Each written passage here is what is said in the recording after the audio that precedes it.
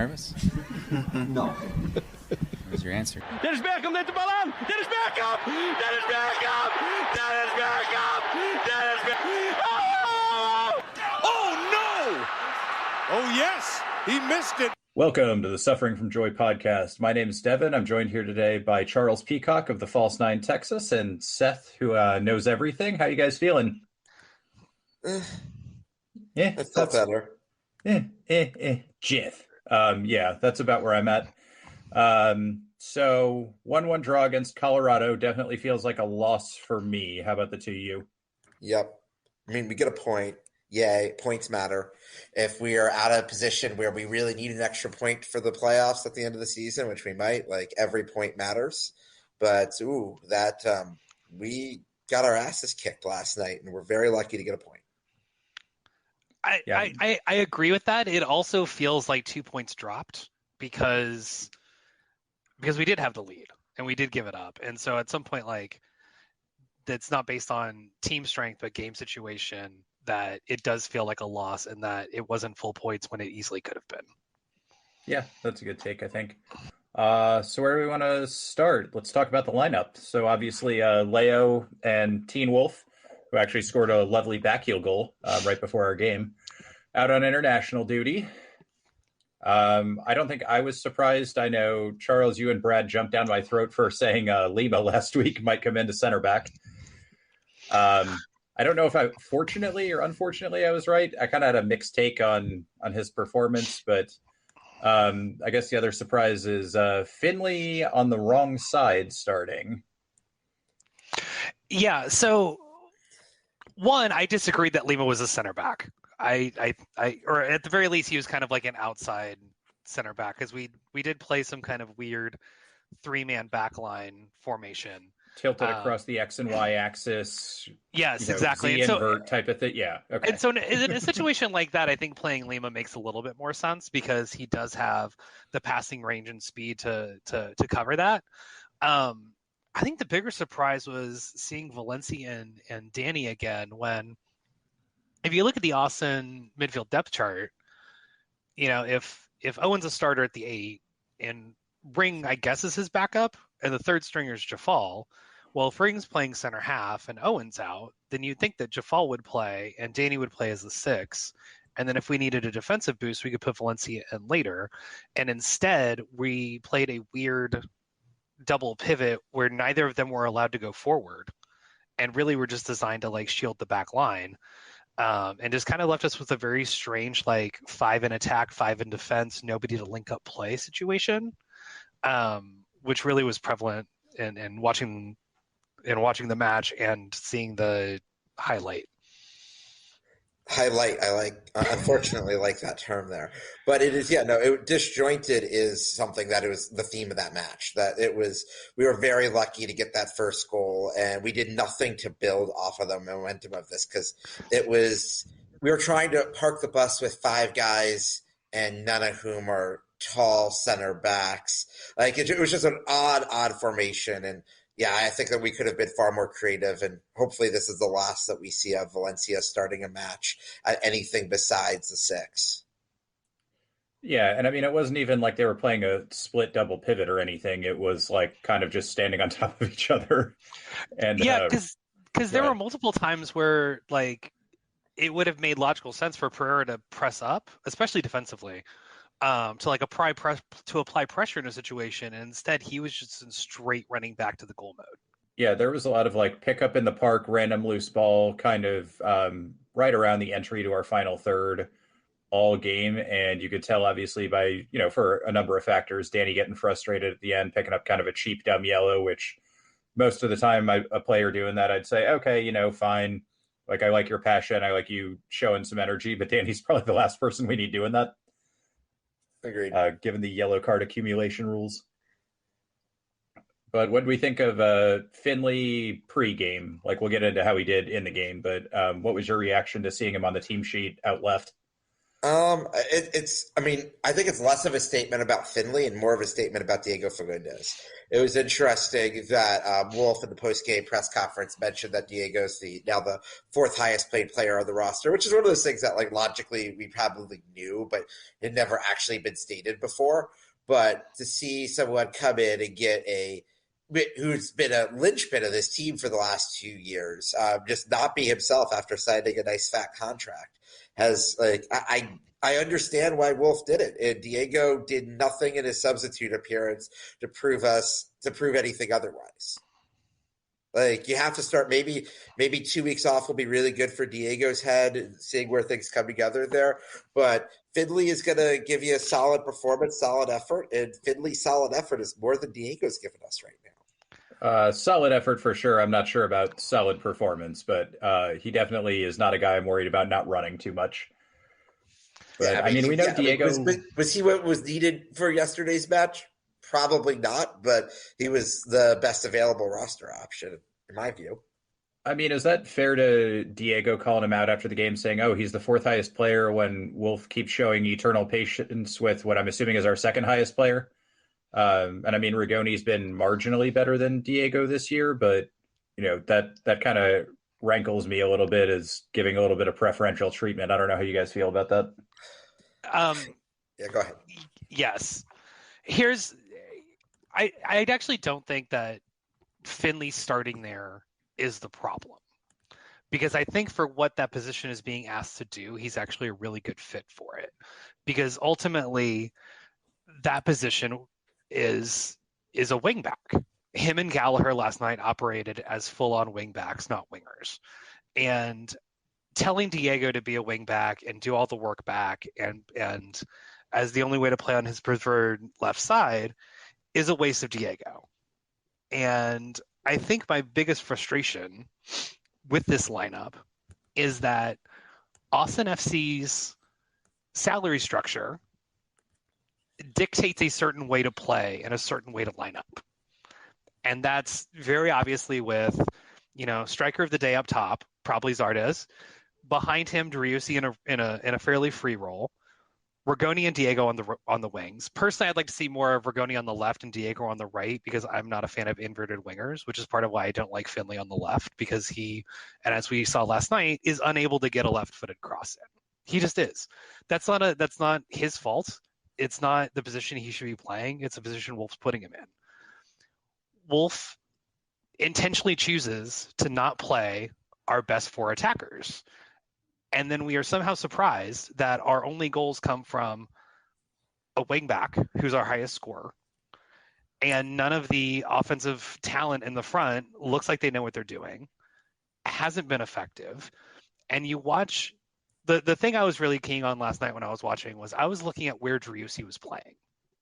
And a criticism of Berhalter's U.S. national team was putting Pulisic on the wing where he didn't get the ball and he didn't get involved in any way. And Josh has done that exact same thing to Driussi.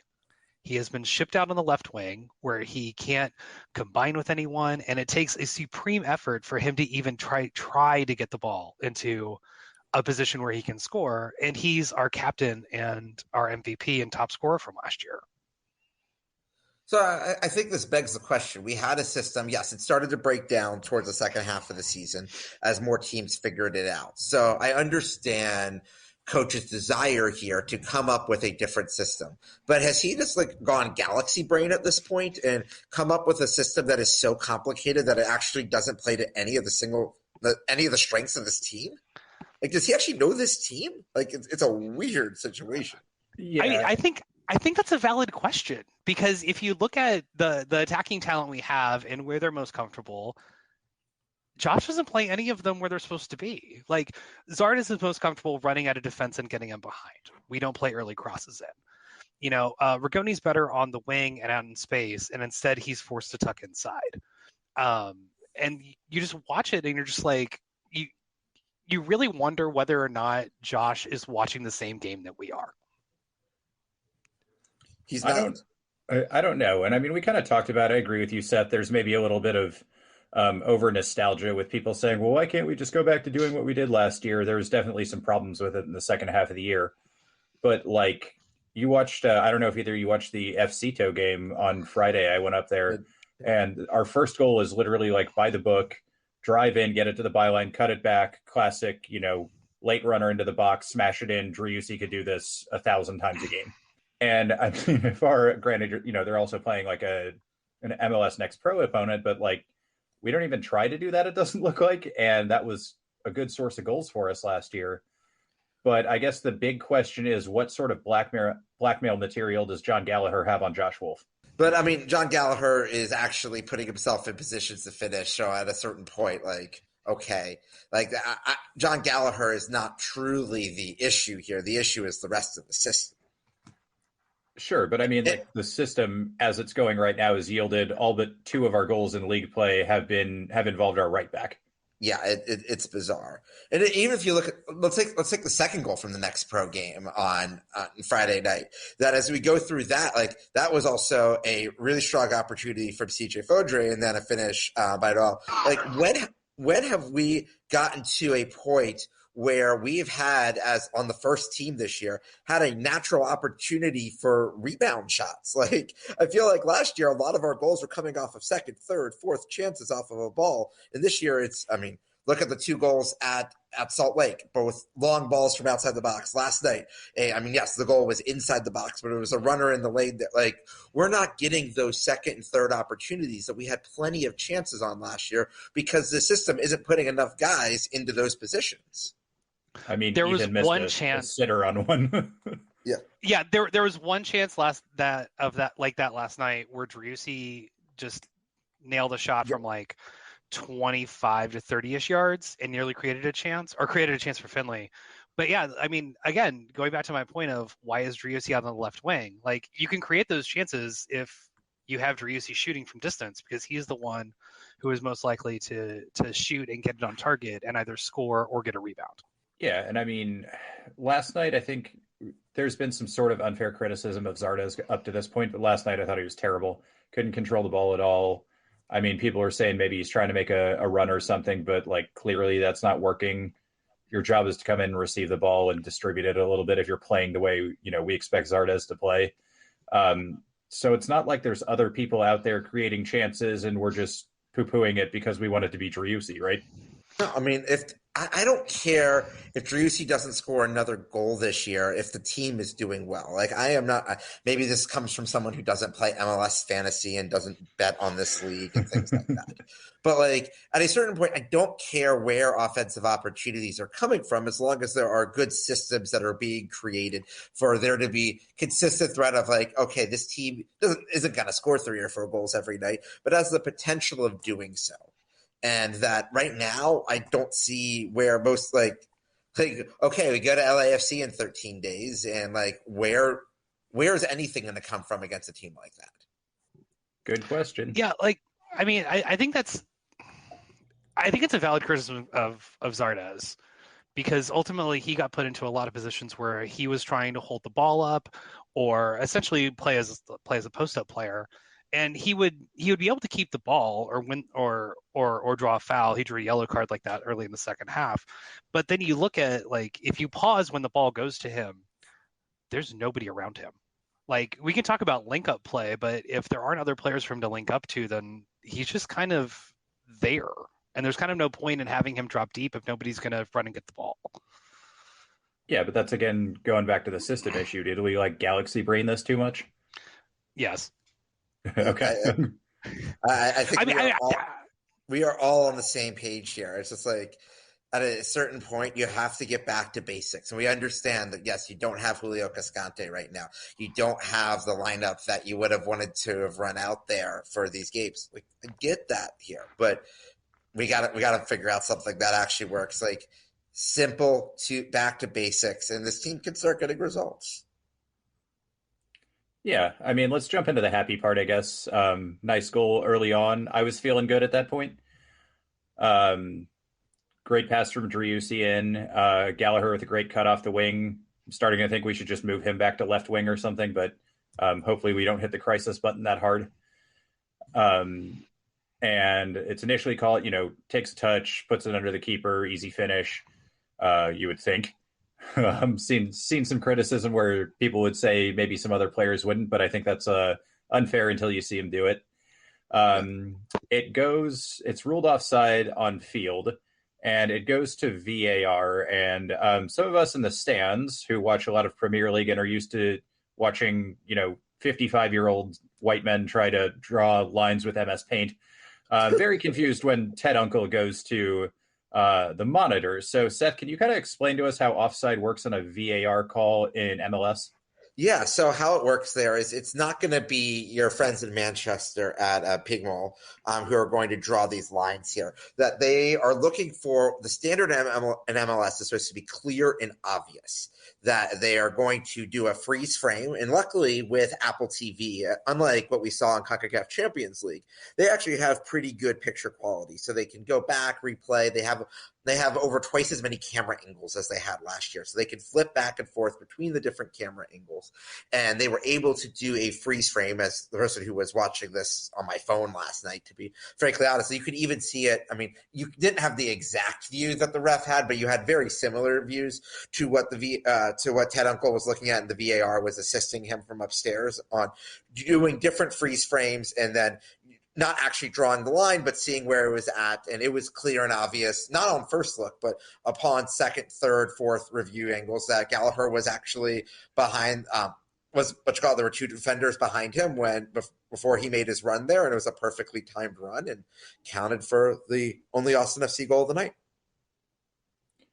Yeah, and it was also pretty helpful that there was a line there, the 18 showing that he was. Yes, that is. Actually, where he was still 2 or 3 yards. Like, he started that run a couple yards behind the 18. The 18 would not. It was a helpful reference line, but it's still, even without that, it would have been fairly clear what was going on. Well, it's MLS refereeing and it's world famous Ted Uncle, so I'm going to go ahead and give an assist to the line, but. Sure. I actually thought, let's go ahead and do refereeing right now because I don't think it's going to be an issue. I thought Ted Uncle was fine. He was a little quick on some yellow cards, but generally that was probably the best Ted Uncle game I've ever seen. Yeah, that was not an issue. He did his job.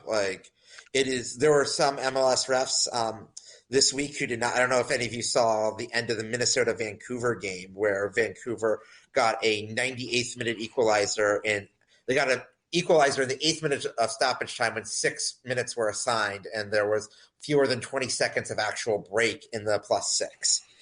So there were definitely other matches around the league this week that had far more controversial officiating than what we saw. And hey, the refs should never be at the center of a story, but occasionally they are. Agreed. Charles, anything to add?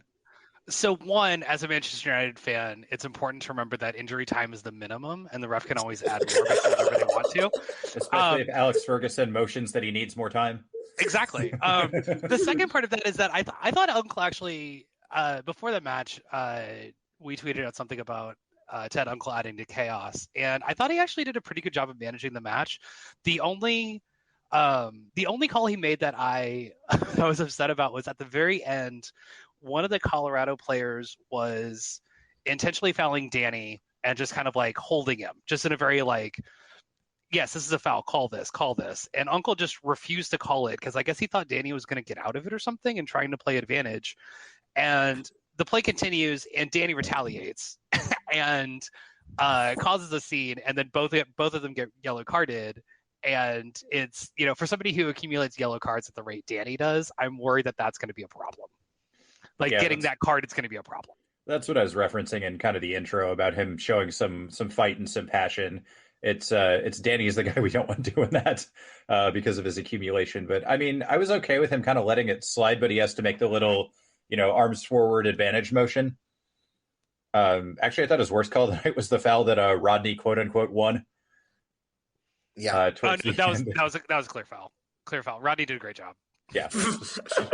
Practice that one. Rodney made some runs. Rodney was not a complete waste of space last night, but Rodney's not finishing anything. And as much as I would love for, I cannot wait for the day, if it ever comes, that Rodney does finish it, and especially scoring a goal at home would probably be the loudest we've ever heard the stadium. But, there's I will say this: him missing meant that there was not a rampage on the field last night. Because when Rodney scores at Q2, especially nonetheless a game-winning potentially goal, it's going to go nuts. Yeah, Do you think there would?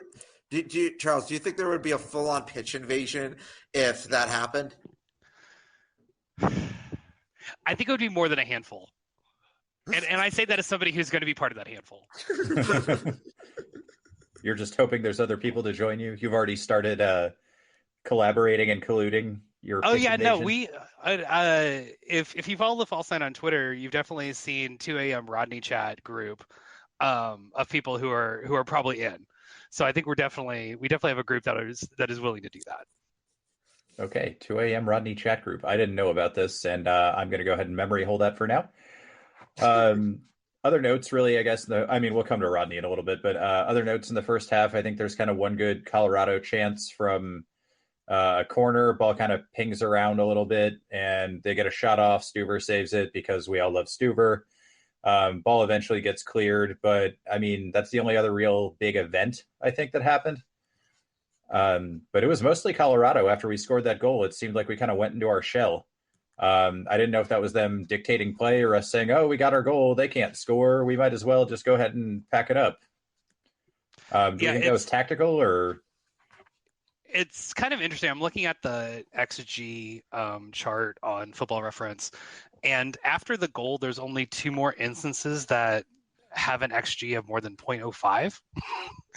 And so it goes to show just like how cagey and controlled the match was for the rest of the half, in that like Colorado had like a couple of like small breakthroughs, but ultimately like that was a match between 2 teams that couldn't really gain an advantage. Well, and that seemed to be Wolf's strategy. Yeah, and Wolf's strategy is we have Brad Stuver and you don't. And especially with that line, if I was looking at, obviously the XG models disagree with each other, but to a point, most of them had Colorado at an average of 2 and Austin at an average of 1. And Brad Stuver is your difference maker in that. And Alex Ring, also give him some credit there, but there were plenty of opportunities in the match there that against most other keepers would have been clearer opportunities that Stuver stepped up and made save after save last night. Some of them easier than others, but he definitely continues to earn his role as a leader of this team. Yeah, absolutely. And I don't think the barrage of saves really started until the second half, but there were definitely a few. Alex Ring alone on an island, if he doesn't get to the ball, like we're in trouble, bailing us out. Yep. A few kind of, we kind of talked about Lima playing out of position, but there were a few where he was less than steady. And I think at some point he decided, I'm just going to play safety first and start winging the ball into the crowd, which I thought was a lot better suited for him. But moving into the second half, early chance for us. We kind of talked about it a little bit, but Driussi kind of corkscrews one at the keeper who mishandles it pretty badly. It's a tough shot to handle, but he basically shoots it about 5-8 yards in front of him, and Finley comes in. Do we think Finley, I think Finley's shooting here with his head. Some people thought he was trying to pass it across to Gallagher. Are you guys on the team shot here?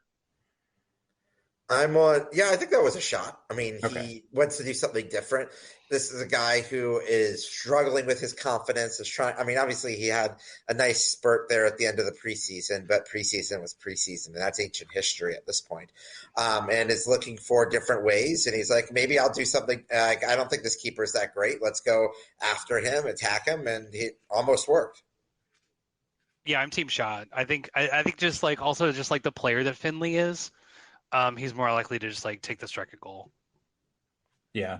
He did also have a really close in, I can't remember if this was the first or second half, kind of like a really low angle header that he put into the side netting. Yeah. But he had a couple opportunities, and those are, I think I called it a sitter earlier. It's not. It's actually kind of a tough chance with the keeper bearing down on you, and you don't have enough time for it to come down to your foot. But, you got to do better there. Yeah. Take a touch on it, take it around the keeper, do something. Any other thoughts on that? I think we've covered what we need to cover. Okay. I think we'll move into what to me is the pivotal moment of the match. We have, do you guys want to talk about subs real quick before we get into the later stuff? I mean, yeah, yes. go ahead. I was glad to see that Jafal came on for Valencia. I thought that he, even in limited time, while the fouling was a little much, I thought it showed good aggression, and I thought he did a better job of trying to link the defense and attack in a way that we really could have used the rest of the match. And then I also was excited to see Diego come on and play in a attacking role where he didn't have the defensive responsibilities that he's been forced into lately.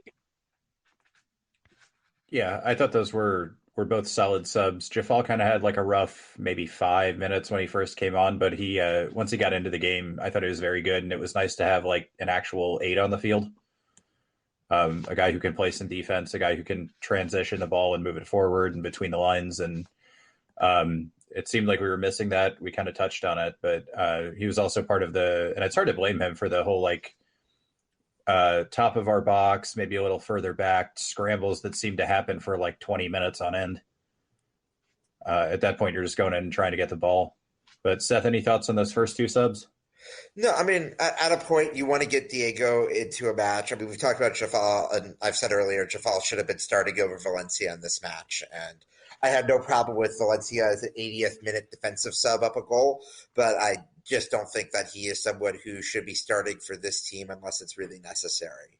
Yeah, I mean, and I still think, yes, you want to bring on someone like Diego there. Rigoni hadn't been super effective. A couple chances that we've already previously discussed notwithstanding. I don't have an issue with that. The question for some people was Giassi really wasn't fitting in last night, and then obviously Will Bruin gets the call in later in the match there. But it's a question of, if you're Josh Wolf, do you end up in either of those first 2 sub windows bringing Maxi on for Giassi? And I would have if I were in that position, but there might be something else going on in training or other things that are happening that we don't know about, because the lack of Maxi usage as a sub, especially against the tired defense, just doesn't make sense to me. So it makes me think something else must be going on.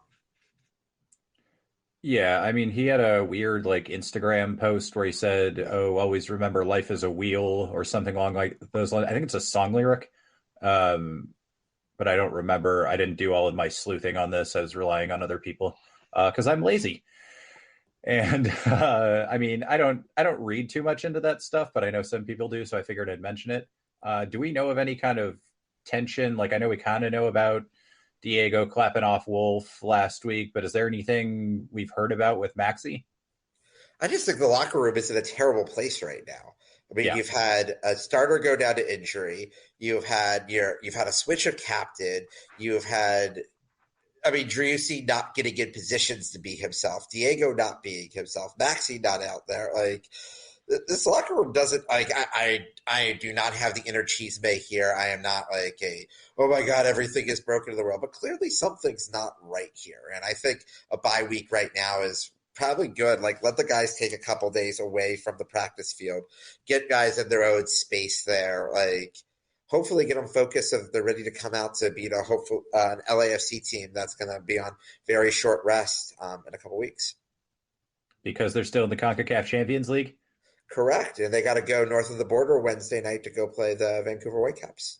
Okay. Okay. So I remember watching warm-ups because I didn't do a ton of scouting on Colorado. I saw they had a couple players out, which I guess we can mention here too. And I saw Barrios warming up, and I totally forgot he existed. And I remember seeing him being like, oh shit, I hate this guy. He's actually a pretty good player. You know, he gets in people's faces. He's kind of one of those guys you would love to have on your team, but if he plays for somebody else, you absolutely hate him. And saw the starting lineup and was glad he wasn't in that. And then saw him come on, and I think this is kind of the pivotal moment of the game. Charles, any thoughts there on what Colorado's doing, bringing him in? Did you think he was going to start? Were you worried about him? Yeah, I thought he was going to start. I think, Colorado's out. Really, their 2 best goal-scoring options, and Yappy and Diego Rubio, who's just coming back from the back injury he had. They were both on national team duty. So that was kind of part of why Colorado essentially lined up with 6 midfielders instead of a striker. And they brought on Cabral and they brought on Barrios. And Barrios is really, he is annoying because he is a very specific kind of player. He is very aggressive. He's very fast. He's a great counter attacker. And looking at game state, he's the exact kind of player that you would expect Colorado to bring on, along with Cabral, because they need goals. And he was also the exact kind of player that Austin could not handle and was not set up to handle. So as soon as I saw him come in, and the first time he really got the ball in the attacking end, and I saw that he ended up one-on-one with Ring, in my head, I was just like, this is bad if this is the plan. Ticking time bomb. That's just not a position that you want to leave Alex Ring in. Like, I mean, it's not a position you want to leave any center back in, but especially not Ring, who's used to having more space around him and is at a very steep speed disadvantage there. Yeah. Seth, anything to add? No, I mean, yeah, I guess I'll add a little here. So as we go through this process, it is like, okay, I feel like in most other teams, you see, oh my gosh, they're going to be depleted from injuries. We should feel confident about this. With Austin FC, if you see another team that is depleted by injuries, you should be terrified for your life because whether it's Seattle Teenagers or Red Bull starting 8 reserve guys last year, or I guess Atlanta, they had mostly bench guys and we took care of them. But for the most part, like, you see a rotated squad, and like, we are very bad at not, unless we know exactly what is coming, to be able to plan for it. I mean, heck, the Violette match showed that as well. Like, if we can scout a team, we're usually okay with things, but we are not good at coming up with a plan when we're going to see something we haven't seen before, because we are not good at adjusting on the fly. So you're guaranteeing a win at LAFC in 2 weeks' time, since we can scout them. Well, I mean, who knows what formation they're going to come. LAFC's running 19, 20 guys on their roster, but you never know on these things. We'll see how they do, and take it one match at a time. That's all we can do, right? Right. You guys kind of alluded to this. There are 3 or 4 where Barrios is basically single on Ring. And Lima's not going to come over to help because he has another guy that he basically has to watch. And this is happening with, 20, 15, 10, 5 minutes left in the game.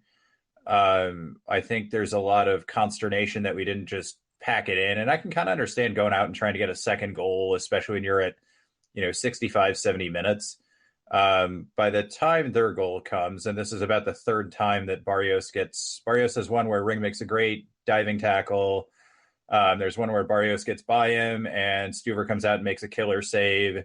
And then there's the actual goal, which comes in the 85th minute. And, Barrios skirts him. We kind of talked about it. That's not a play. He might do that to a pretty good center back. So I'm not putting that on Ring. Maybe he should do better. Maybe he can kind of come out a little bit and just smack him down before the ball gets by him outside the box, but it's right on that line. So I think he's thinking, don't do anything super stupid. And then Barrios skirts him pretty easily. And nice pass over to Cabral. And Cabral passes it into the back of the net. And we are at 1-1. What do we think about getting scored on by Kevin Cabral? Oh, so God. So to backtrack for a second, I think one of the things that we need to remember about Ring's defending there is that Ring was on a yellow card. And I know we talk about like the lineup being ugly, but if Ring gets sent off there, it gets really ugly. Yeah, that was actually, I think, the softest yellow of the game, too, where basically they're running into the corner and he kind of clips the guy, and it was probably on purpose because it's Alex Ring, but it wasn't like the guy was going towards goal or Ring pulled him back or anything on the yellow. Yeah, I forgot he was on a yellow, so that's a good point. But Seth, do you want to give us the history of Kevin Cabral? Kevin Cabral. So Kevin Cabral, to most MLS fans, is known as just a huge LA Galaxy bust. I mean, Kevin Cabral is only 23 years old. Like, it is, sometimes we forget, sort of like how we treat Rodney Redis at a point. Like, you have these players that you feel like have been around for such a long time. And both Kevin Cabral and Rodney Redis are 23 years old. But Kevin Cabral was born in France, was in the PSG Academy, moved around to a couple teams in France, and then was given to what came over to the LA Galaxy in 2021 and was a very hyped prospect. This is like MLS is on the rise. This is, I mean, before they signed Ricky Puig, that this was going to be like, this is going to be a big signing for them. He was signed on a TAM deal. Like this is great for the league. And he did score 6 goals in LA. I think a lot of people forget that he did actually score some goals in LA, but this is supposed to be the next, like, not quite Miguel Almiron level, but like this is supposed to be someone who was going to come to the MLS for a couple of years and was going to be flipped back to Europe for an 8-figure sum. And he now got traded to Colorado this past offseason for $1 million in GAM, and this was his first goal as a Rapids player. So not the guy we want to give a goal up to. Nope. This is I wouldn't say, like, I mean, there are bigger busts in MLS history. Rodney Radish, choke. But that this guy has been one of the biggest underperformers in the league the last few seasons. So, like, giving up a goal to him, I mean, honestly, giving up a goal to anyone besides Barrios on that roster last night was embarrassing. But it was an excruciatingly painful way to drop 2 points. Yeah, well, I mean, that's all I want to say about the goal, but you keep mentioning Rodney. And right after the goal, Sofiane Jafal finds himself in some space in midfield. Rodney makes a very good back shoulder run off the outside back, cuts it inside. Jafal delivers a great ball. Rodney takes 1 touch. Rodney takes 2 touches. Second one's maybe a little off, a little too far in front of him. 1-on-1 with the keeper, and just pops it right into his stomach. Any thoughts or reactions, I guess, for the 2 a.m. Rodney chat, folks? Did you think that was the moment? Yes, 100%. Rodney came on in the 86th minute, and he arguably was the only offensive sub made. I'm willing to accept arguments that he's not an offensive sub. But it goes to show that, like, how little the starting wingers did. Because you look at somebody like Bergoni and even Driussi to some extent, like, none of them are making that run. And at least Rodney, like, and some of this is also Jafal was looking up and why Jafal should be playing, but Rodney at least, like, made a run forward and at least, like, was active. And, you know, he not only created that chance, he drew the foul, like we mentioned, for the free kick at the end that Driussi unfortunately skied, but he at least was, you know, showing energy and moving around and causing the defense to at least, you know, have to adjust and do things, which I don't think that a lot of the other attackers you could say that about. No, and I'll point out too here that Zardes also had a 1-on-1 earlier in the game and didn't even get a shot off. So Rodney was doing better than Zardes. The thing I thought about was funny about this on that second touch, like, he miscontrols it, but only a little bit. If he miscontrols it a little bit more, like we kind of always tease him about doing, I think it's Bruin is standing right there to tap it into an empty net. Because we had 2 guys running alone, but it just it wasn't our night. Seth, any thoughts on the big Rodney moment?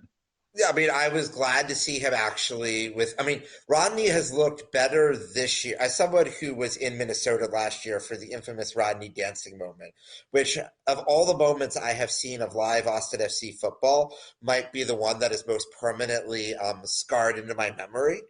Because, I mean, we were right above that section. I mean, I have never seen quite a display of football as that was. But he's actually looked better this year. I mean, I actually still would actually want to see him go down to Efecito and play a couple matches down there, hopefully get a couple goals, build up some confidence. But, like, he's at this point looking like a deserving member of the 20, which is more than I can say for Hector Jimenez, a couple of our center backs, others there. Like, he's at least adding some marginal value. Yeah, and I mean, you know, granted, he's only on for 5 minutes. We did make the triple sub, bring Bruin, him, and was it Lundqvist was the other one? Yeah, Lundqvist came on for Finley, which is also another proof of, like, okay, these are now interchangeable wing backs, and that's what we're doing. Yeah, I would be perfectly happy if we could get enough reinforcements that he never gets to see the field again. But problems for another day. Bigger fish to fry. We do get that late free kick. I don't think there's really, other than that Rodney moment, another chance in the game where we actually threatened. Am I missing anything? Nope. There just weren't that many chances, and lucky to get out of there with a point. Yeah. It's kind of a scrappy game. So, Charles, I'm going to go ahead and we'll talk about the whole game now here. I put it to you and Brad last week, and you guys said a loss would actually cause you to start freaking out. So this isn't a loss; it's a draw. We get a point, but it's a draw that feels like a loss. Are you now freaking out? I'm. I haven't hit the alarm yet, but like you know how in movies there's always a like clear plastic over the button that they have to like flip up first. Mhm. The plastic has been flipped up now. Okay. So we're still like another stage before that. I think the worry is less in my worry is actually less the results and more what I'm actually watching. Like we're still only 1 point behind our pace from last season, which is something we're just going to keep hammering until it's not true anymore. But you know, the goal difference is -1, and you know, everybody who's watching the matches sees a team that doesn't look like they know what they're doing, and doesn't look comfortable in how they're playing, and looks so disjointed. And I don't know if getting Leo and Julio and Owen back fixes that. I mean, hopefully it does, but we still got a few weeks until Julio's back, and I'm not sure that this is a personnel issue on the field, and I think it's more of an issue of Josh Wolf and the coaching staff. Yeah, I'd agree with. Go ahead, Seth. We've played an incredibly weak schedule through these first 5 matches of the season, and I'm looking at this right now. So we've beaten RSL. RSL's only win of the season was coming back at Vancouver on opening night, where they did pull off 2 goals. They went in, they got manhandled in the second half. Yes, they also gave St. Louis City a free goal, the 4th team to do so in the league. But even if they didn't give them a free goal last night, St. Louis City scored 4 goals in the second half on that. So, I mean, outside of City, who is 5-0 with 15 points, is going to be a playoff team. Like, City's way better than we expected. Acknowledge that. But Montreal beat Philly in a chaos match where they scored 2 goals on Philly with 10 men, and they were playing at the Stade Olympique on that indoor awful turf field right after Philly had just won a tough CCL match. That these teams that we've beaten are not impressive. The Dynamo beat NYCFC last night. That's a good win. Not gonna take away anything from the Houston Dynamo, but not a great team. This Colorado team last night, not a great team. This Vancouver game that is coming up on April 15th. I was just looking at Vancouver's schedule. Vancouver has Montreal at home next Saturday.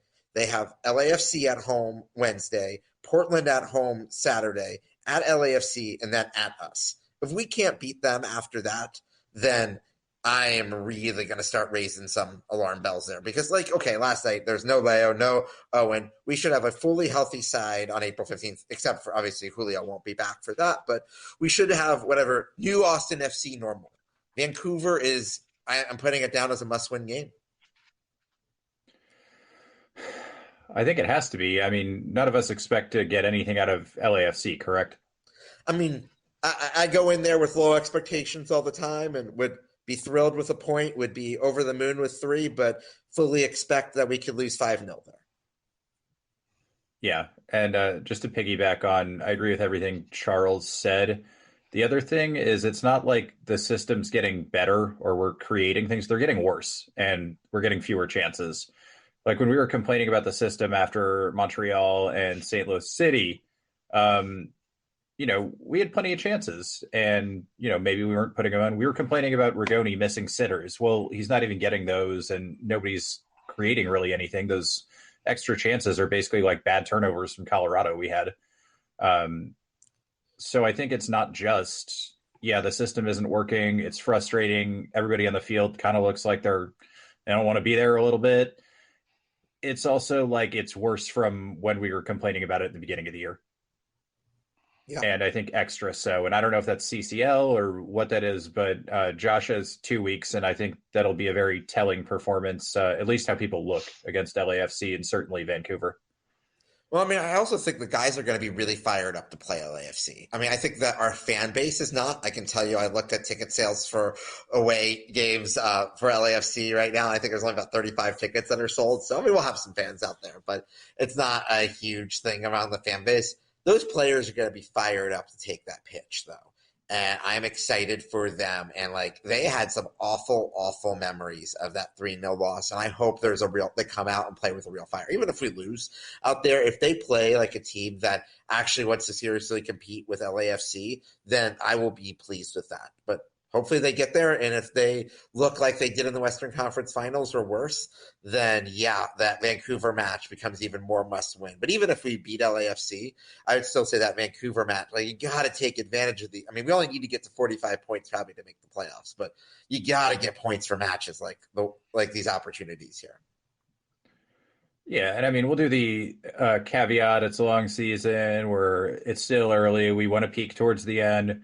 None of that looks likely right now, and that's why Rudy's a bit upset about it. And I guess we'll ask this one. Charles, what would it take for you to put Wolf on the hot seat / what do you think it would take for him to actually be on the management of the club's hot seat? I think it would take something colossally bad for Wolf to actually get fired.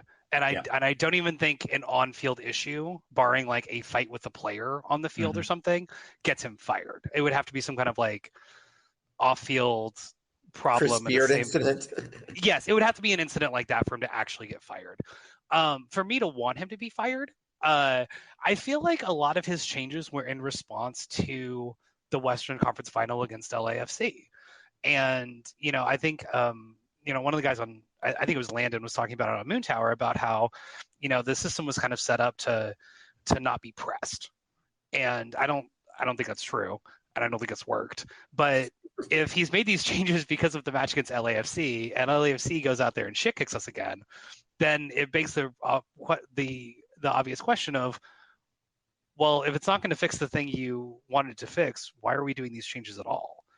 And even looking at the schedule ahead, like, yes, Vancouver is a game that based on rest and based on, general team strength, we should win.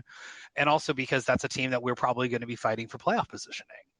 And even if you look after that, it's, we have Galaxy away after that. Austin has never even looked competitive in Carson in the 2 years they played there.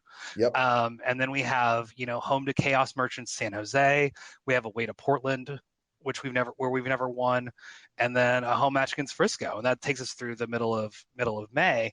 And Seth brings up a great point of, you probably need 45 points to make the playoffs. St. Louis is a third of the way there already after 5 matches, which is an insane thing to think about. But at some point, like, you can't just. It's the opposite of last season where Austin banked a bunch of points and kind of coasted toward the end. And I think that was part of what affected the results. I'm very worried that Austin is going to be in a frantic rush for points, and we're going to look back at this early season schedule of teams that we should have gotten full points on, barring City, of course, who, are the best team ever because they've never lost. That's just facts. And we're really going to rue like the drop points against them and the drop points against Colorado as things that are going to affect our playoff positioning and whether or not we even make the playoffs. Yeah, another note on City. I think we got a second goal last night from former U.S. national team striker. Tell me if you heard that one before. Nicholas Giacchini. So they're still going through the rotation. But Seth, is there anything Wolf can do to get fired short of like a Chris Beard situation? No, I mean, Josh Wolf has a contract through 2025, and maybe if we finish in last place in the West this year, he gets fired. But this front office is viewing this as a long-term project. And I agree with the front office on this. Like, I don't always agree with the front office. And both of you have heard me voice criticism plenty of times. But that this is not – we do not want to be a Liga MX team where you fire a manager after 4 bad results in a row. We shouldn't be that. It is like, be patient. You want to build this out. This is a long-term project. And as long as there are still some signs that things are moving in the right direction, like if everything falls apart, sure, maybe there's a world where you get rid of him. But the calls are going to have to be full-on tifos and things like that from fans before there would be anything that even the front office starts seriously thinking about things are going wrong. I mean, we only have 1 point fewer than we did after 5 matches last season. Yes, last season, I think we sort of romanticize it because we started the season with a 5-0 win, followed it up by a 5-1 win. But we didn't really start banking a lot of the points until the summer. I mean, it was really that June, July stretch where we went on and just kept winning. I mean, it was a really remarkable stretch of games there that, I mean, going to Charlotte and winning, going to Colorado and winning, going to Atlanta and winning. Picking up points like that we just didn't think we were going to go pick up, that allowed for the cushion of faltering down a bunch of the way down the stretch last year. Yeah, I think my recollection is it sort of all kicked off with the whole Poyo thing, and that was, I want to say, late April. Yeah, I mean, winning in DC, winning in Houston, but there were also, I mean, we dropped points at home to Orlando. We lost at home to the Red Bulls. Like, we lost at home to the Galaxy in that stretch too. Like, we got absolutely destroyed, as Charles mentioned earlier, out in Carson. Like, there were a bunch of those games in that round now where we tend to view a lot of last season with rose-colored glasses, and for good reason. Like, it was way above our expectations. But now we have the problem of having expectations, and that is just leading to people to be far more down and far harsher on the current reality, which is not great, but is not miserable either. What's actually interesting about that stretch of games in May, June, July is that it happened right after Wolf's extension got announced. Yes. The extension got announced between the Galaxy loss at home and the Real Salt Lake loss away. And then after that, it's win away to LAFC, draw at home to Orlando in our most chaos-filled match that didn't involve San Jose, lose away to Carson like we always do. And then you go through a run of winning 5 out of 6, and then and that really takes us. That was really where we banked all those points and really kept up, not just kept up with LAFC, but at one point passed them. And that's really where the playoffs were clinched, was during those weeks, right after the extension. Yeah. It's interesting to look back at that. It's like, okay, after the Wolf extension, we started playing better. After the Driussi, and I think we've discussed this at ample length on multiple episodes. Like, Driussi's lack of performance is not as much a Driussi thing as it is a system thing. But Diego's lack of performance is a little bit a system thing, yes, because he's been asked to go back and wing, but he also just hasn't been as effective as he's needed to be in the offensive roles.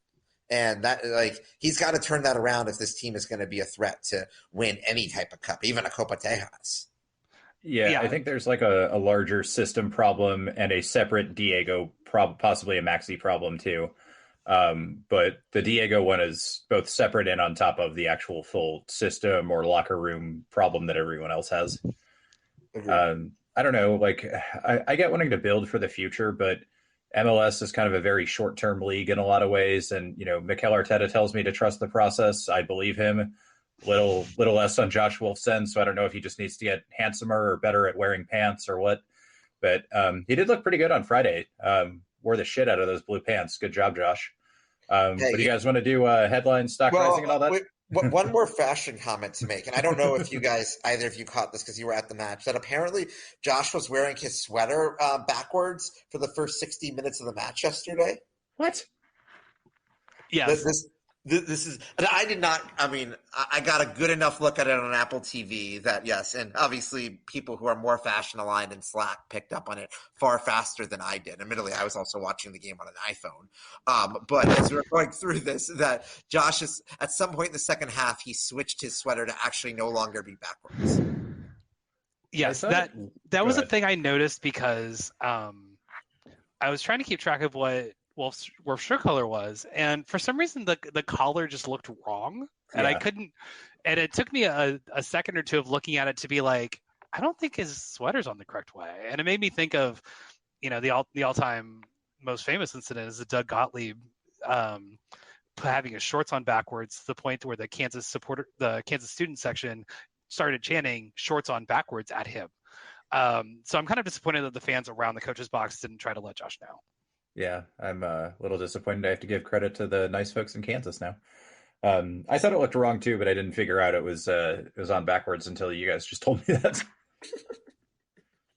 All right, Seth, give me a headline. Headline is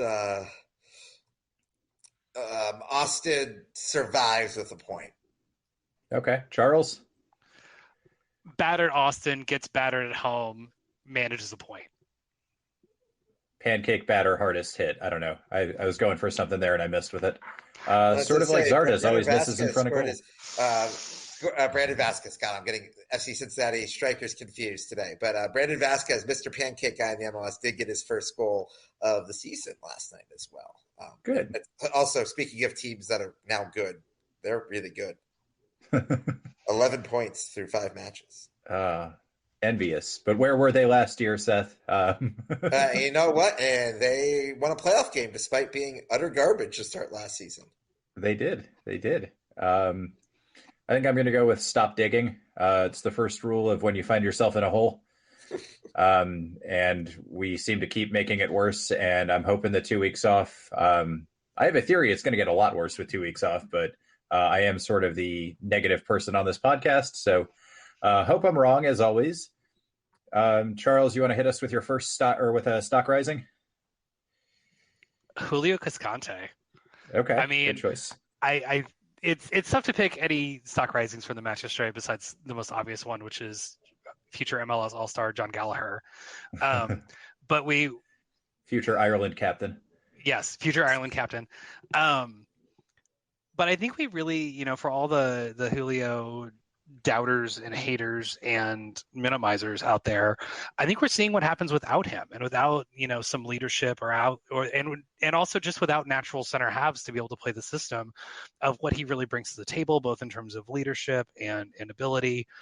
And we should be big more dude thankful on set pieces. Yeah, big dude on set pieces. I mean, I think that was a theme last night. I don't think Austin took a corner straight into the box the entire match. They kept trying to go short and just to try to go to that like Lima in between space half cross from the corner of the 18 instead of trying to just whip the ball in, because Austin doesn't have size. There's nobody on that team who's going to win a header in the box. Yeah. No, we played a short corner after Colorado had tied it up, where he basically had like 3 passes on the outside and then smacked it out of bounds, nowhere near the goal for a goal kick. And if that game hadn't already been very, very zen with how terrible it was, I probably would have been throwing shit. Seth, how about you? Stock rising.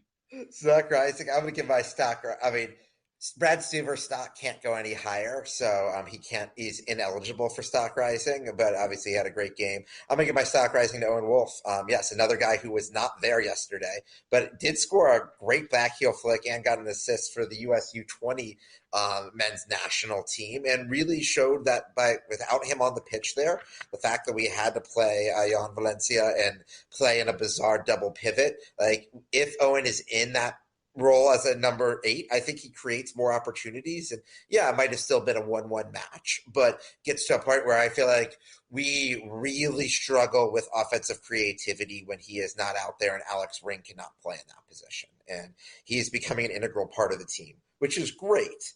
However, Owen Wolff, because of his stock rising, likely is getting a call into the US U20 team for the U20 World Cup in Indonesia in May and June. That is not during an international break window, especially if we make a U.S. Open Cup run where he could have a bunch of games during that time when he is out in Indonesia.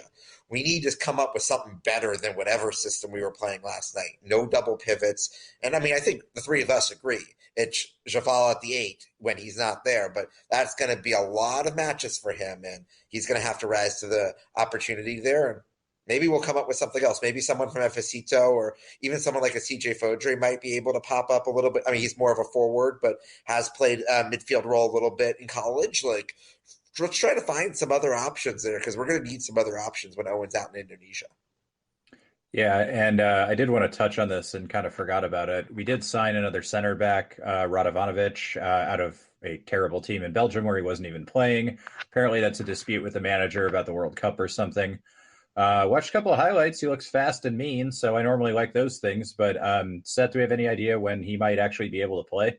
Well, he is Serbian, even though he has been playing in the EU in Belgium, that it will still be a little bit of a challenge probably for him to get his visa paperwork. My guess is that's going to take another few weeks, but we don't have a midweek match again until the middle of May.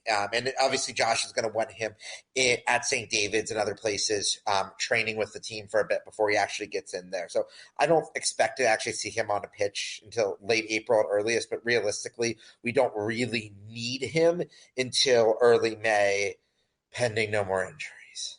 Yeah, well, I was thinking with Wolf out, we might be able to move Ring back into midfield if he can slot in, but pipe dreams and fantasies, I guess. Yes. I am going to go with Ring because I think one of us should pick somebody who was actually on the field last night as my stock rising. I know he's kind of at fault for the goal, but without him, we lose that game 3-4, maybe even 5-1. He was everywhere. He was the only person who really looked confident, kind of in the center, defensive third, passing the ball out. Danny looked great a little further forward, but he was still a little nervy. Thought Zan had a good game, but a lot of that was facilitated by Ring. And I think definitely, I know he ended up giving up the late goal and getting a draw, but he showed a lot of leadership. And I think with how much we keep talking about, dressing room problems, those kind of intangibles are getting more and more invaluable. Any thoughts? Nope. Cool. Okay. I've commented on plenty. My only thought is that we need his passing ability out of midfield to be able to unlock the wingers getting forward. Yeah. Maybe we can clone him and shave one of the mustaches off. Look, put him in two spots. Look, we delved into this last year. We talked about which Austin FC player would make the best 11 if you cloned 10 more of them. I chose Alex Ring because I think he's the best combination of soldier and artist. And because ultimately, I think a team with Alex Ring would, one, be so combative that nobody would ever be able to retain possession on them, while also still having enough offensive passing and skill ability to put up goals. Okay. Well, maybe we'll look into it. We got 2 weeks off. There's some stuff going on. Charles, while we're on you want to do stock falling? You can't pick the whole team. I think it's Rigoni. I mean, I know that stock was already pretty low, but I think we're talking about it going into the like penny stocks now, because I just saw nothing yesterday that was indicative of a DP or a player who was fighting for his position or fighting to accomplish anything on the pitch, really. He just kind of seemed to get the ball, pass it back. Though the one opportunity he really had where he was one-on-one with their left back, he didn't take the opportunity to try to do anything. He just looks like, he looks like a passenger. And at this point, I'm not sure that playing Ethan Finlay on the right wing is a downgrade. Yeah. And considering he's the second highest paid player on the team, and we've been waiting for him to arrive since he, arrived. People are getting impatient. Seth, anything for you, either on Rigoni or you want to go ahead and take the next one? I'll take the next one here. I got to go here in a few minutes. But there's Valencia is going to be my pick there. I've gone off on him a bunch in this podcast, and that guy should not see the field in a double pivot again. And as I've talked about here, I am just very concerned. I was excited for his signing from Colombia, but another South American bust out of the scouting department here. I don't know, with Sean Rubio sort of taking the reins with Wolf and others, I hope we have a new South American scout coming here. I really do. Yeah, or just pay an outside firm or use Transfermarkt or something. Whatever we're doing isn't working. I'm not. Don't get me started on a Transfermarkt rant. No, I hate them too. That's why that was the point. Was that they're still better than our scout. In the interest of time, I'm going to take Zardes because he was my choice anyways, and I've pretty much already explained all of it, but he's been getting worse. There was a point in the second half, about 15 minutes in, where I don't think him or Rigoni had touched the ball, and then Zardes gets a touch back to a player and just straight up kicks it 10 yards backwards to a Colorado player for a rush. And it was not a good night for the guys that we've all been kind of waiting for. Rigoni and Zardes. But let's move in. Seth, biggest moment of suffering? Biggest moment of suffering was... it's weird in a Ted Uncle match to say that Ted Uncle was not the product of the biggest moment of suffering. I would just say was just looking at, just watching that second half and knowing that a goal is coming here. There was just, even to a point there, I just had this sinking feeling, 50th, 60th, 70th, 80th minutes. there is no way we are going to be able to hang on to this match. And there's little worse than leading a match for 80 minutes and knowing that you don't have much of a chance to actually win it. And that there was a lot of that suffering last night. Yeah, it was a long suffering, but not necessarily a big moment of suffering for a lot of these. Charles? It was Rodney's miss. Taking the obvious one. Is it the obvious one? I don't know. It would have immediately become one of my top 3 Austin FC moments, and I'm not sure it's not number 1, because it would have just been such a perfect encapsulation of why soccer is beautiful, and that a player that has been so maligned, it has not done much for the club yet. Despite being our first signing, would come in as a sub late, score the winner, get everybody behind him with the crowd behind him. The stadium would explode, and the vibes would immediately go back to perfect. And instead, we don't get to live in that beautiful alternate universe where everything is amazing. We unfortunately have to live in this one, and knowing that we don't get to live in that beautiful universe where Rodney scored last night is my moment of suffering. Yeah, scored it into the supporter section too. I'm actually going to kind of take a wild card one here. There was a moment before they scored where they chipped a ball, and I think it was off a free kick. It might have been a corner. And we kind of half get the ball cleared.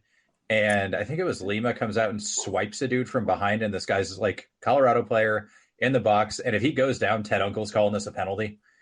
And the guy kind of like stands up and keeps going. And I was like, okay, that wasn't the smartest thing you could have done, but it was my very much like, okay, even if Stuver pulls out all the heroics he has so far, I think it was right before the Barrios one-on-one, we're not going to get through this unscathed. And then I got to spend the next, 5-10 minutes just waiting for the moment, even more than I had long before that.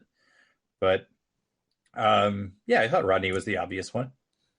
But the alternate universe is a good point, and I think we would all be enjoying this nice sunny Sunday a little bit more had he put that one away. Or like I said, miscontrols it a little bit more and Bruin puts it in. But can you imagine? Can you imagine a less likely goal combination than Rodney Redis to Will Bruin? Emiliano Rigoni to Jossie Zardes. Oh. And on that note, anything else we want to cover before we get out of here? I just posted an article on Slack for people who actually get this far listening into the podcast. That's I was just talking about the U20 World Cup a few minutes ago. The U20 World Cup is now in serious jeopardy of being actually hosted in Indonesia because of what's been going on in Israel and protests there. They've actually canceled the draw on Friday. So maybe we don't lose Owen for a few weeks, because we all thought that Israeli judicial reforms would go impact the Austin FC starting lineup. But we live in a really, really weird timeline, people. Yeah. Okay. Well, I'll follow that one as closely as you tell me about, because I'm not doing that. I have you all taken care of on that one, but it is we live in a wild, wild timeline here. Yeah, I usually follow the overseas goings on. That one's a little out of my depth. So, all right.